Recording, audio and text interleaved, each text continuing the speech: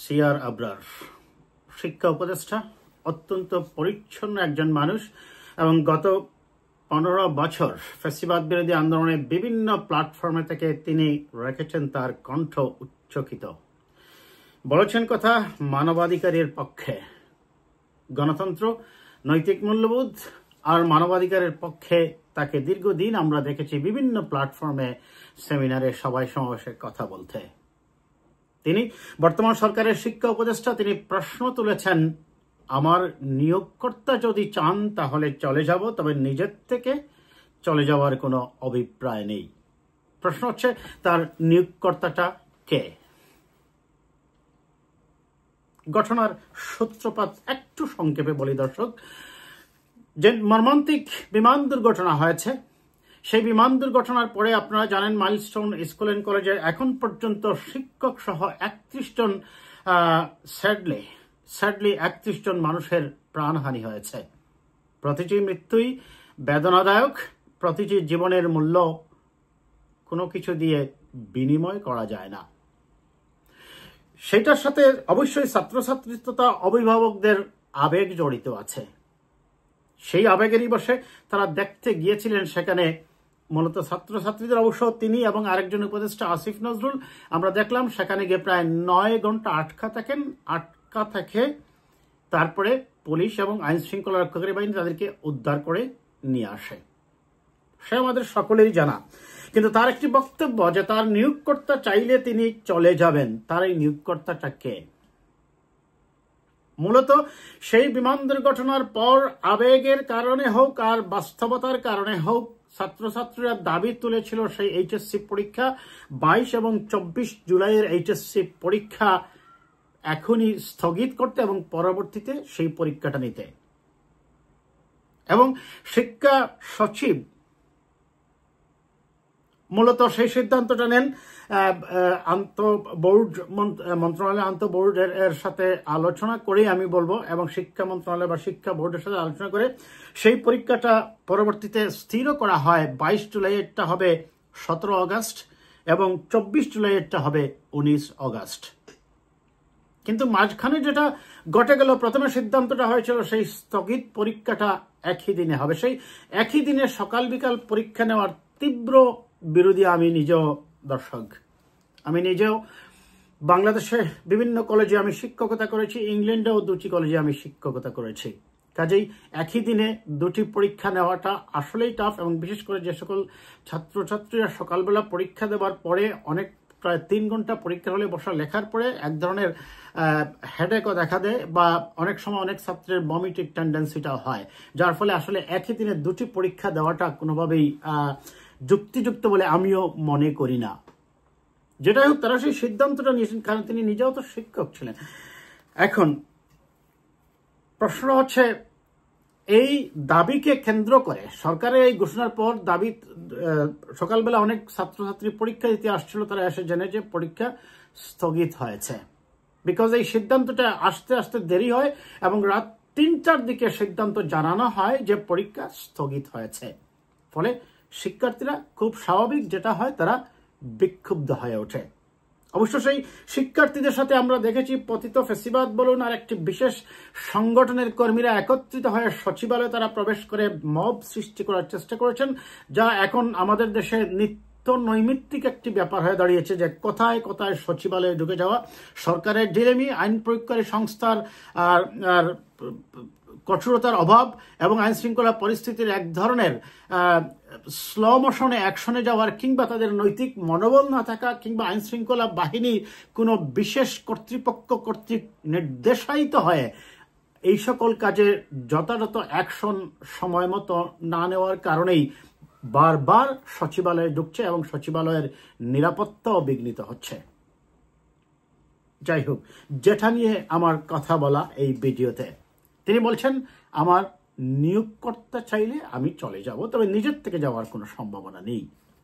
এখন এই সরকার ক্ষমতায় আসার এখন প্রায় ধরেন 1 বছর হয়ে যাচ্ছে।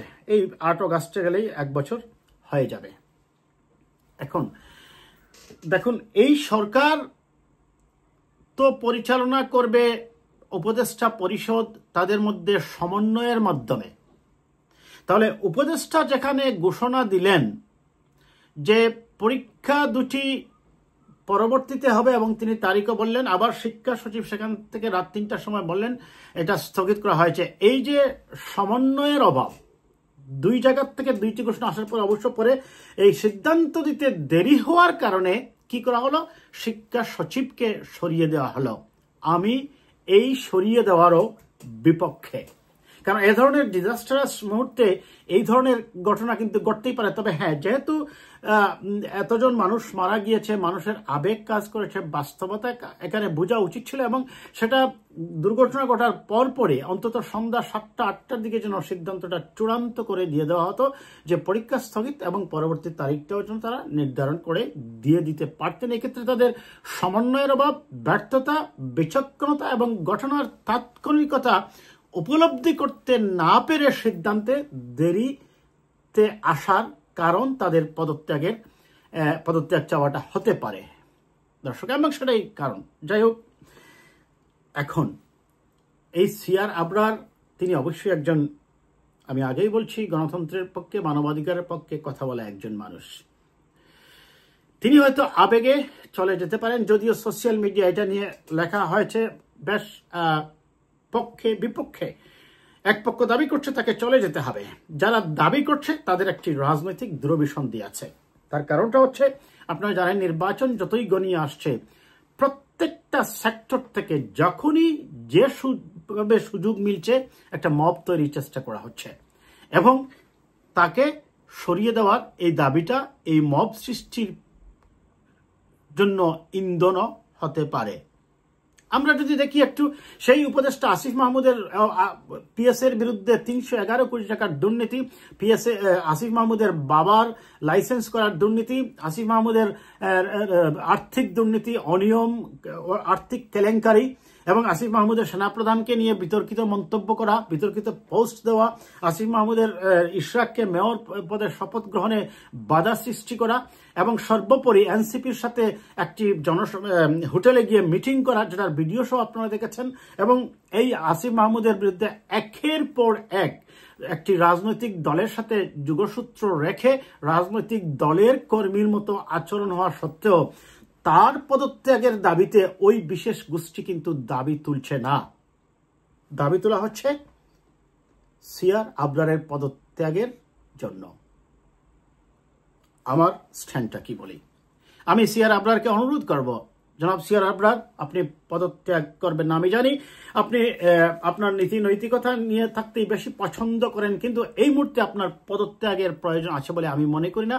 এটি এমন কোনো বিষয় নয় যার জন্য পদত্যাগ করতে হবে, এমনকি শিক্ষা সচিবের অপসারণের বিপক্ষেও আমি।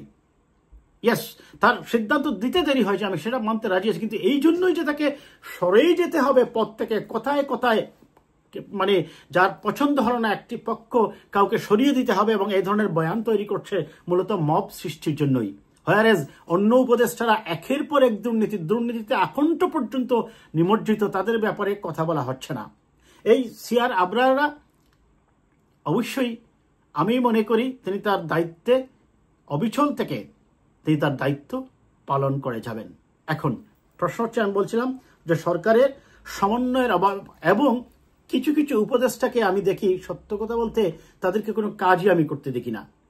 এটা হতে পারে তাদের দক্ষতার অভাব, তাদের বয়সের একটা প্রভাব আছে, কারণ আমি অতি বয়স্ক শব্দটাই বলি, কারণ কত বছর হলে উপদেষ্টা হওয়া যাবে না বা মন্ত্রী হওয়া যাবে না, এ ধরনের কোনো বিধিবিধান আমাদের সংবিধানে সুস্পষ্টভাবে নেই। বিধায় বলছি, অতি বয়স্ক কিছু উপদেষ্টা, তারা মনে হচ্ছে তাদের কাজ বা দায়িত্ব পালন করতে যথেষ্ট সক্ষম নয়।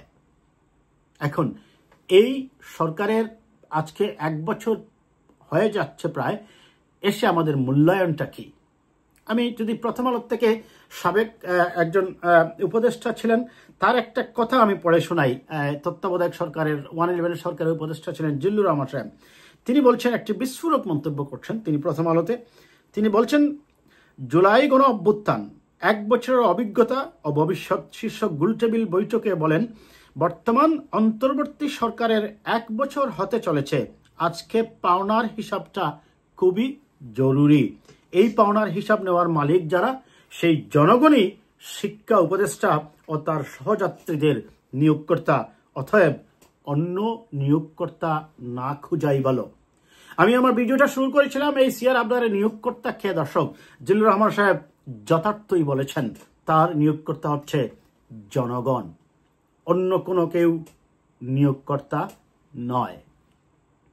তিনি জনগণের দ্বারাই নির্দেশিত হয়েছেন। জনগণের ভাষা বুঝবেন, জনগণের ভাষা বুঝে তার সিদ্ধান্তগুলা জানাবেন। কাজেই তিনি আরেকটা কথা বলছেন, 1 বছর হয়ে গেছে, এখন আমাদের হিসাব নিকাশ চাওয়াটা খুব জরুরি। 1 বছর পরে what is your evaluation?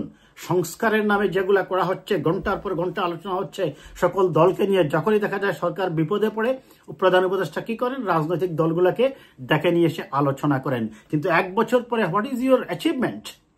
What is your achievement? আপনি সংস্কারের নামে শুধু কয়েকটা মিটিং করেছেন, কয়েকটা প্রস্তাব করেছেন। 1 বছর পরে এখন পর্যন্ত আপনার কোনো সুনির্দিষ্ট কোনো বিষয়ে আপনার একটি সংস্কারে আপনি অক্ষমতে পৌঁছে এটাকে যে আইনে রূপান্তরিত করা কিংবা এটাকে এক ধরনের সামারিতে নিয়ে আসা এখন পর্যন্ত আপনার সম্ভব হয়নি।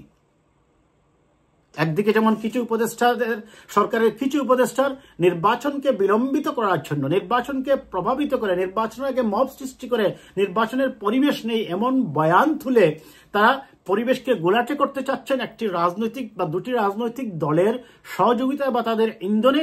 অন্যদিকে কিছু উপদেষ্টাদের দক্ষতার অভাব, বয়সের একটি ব্যাপার এবং তাদের রাজনৈতিক কমিটমেন্ট না থাকার কারণে বারবার মনে হচ্ছে তারা সিদ্ধান্তগুলো নিতে জনগণের সাথে সম্পৃক্ত থেকে জনগণের চাওয়া পাওয়াকে তারা বিবেচনায় না এনে সিদ্ধান্ত নিচ্ছেন, আর যার ফলে এই বিতর্কগুলা বারবার আসছে। শেষ করব এটা বলে, সিআর আবরার, আমি শুরু করেছিলাম এটা দিয়ে, আপনার নিয়োগকর্তা আপনার খোঁজার প্রয়োজন নেই। আপনার নিয়োগকর্তা হচ্ছে এদেশের জনগণ। 1500 মানুষ যারা আত্মাহুতি দিয়েছে তাদের আত্মা হচ্ছে আপনার নিয়োগকর্তা। গণতন্ত্রকামী, আন্দোলনকামী, গণতান্ত্রিক ব্যবস্থায় ফিরে যাওয়ার যে মানুষগুলা, সেই মানুষগুলাই হচ্ছে আপনার নিয়োগকর্তা। আপনি বিশেষ কোনো ব্যক্তিকে আপনার নিয়োগকর্তা ভাবার প্রয়োজন নেই। আপনি আপনার দায়িত্ব পালন করে যান। আজ এ পর্যন্তই।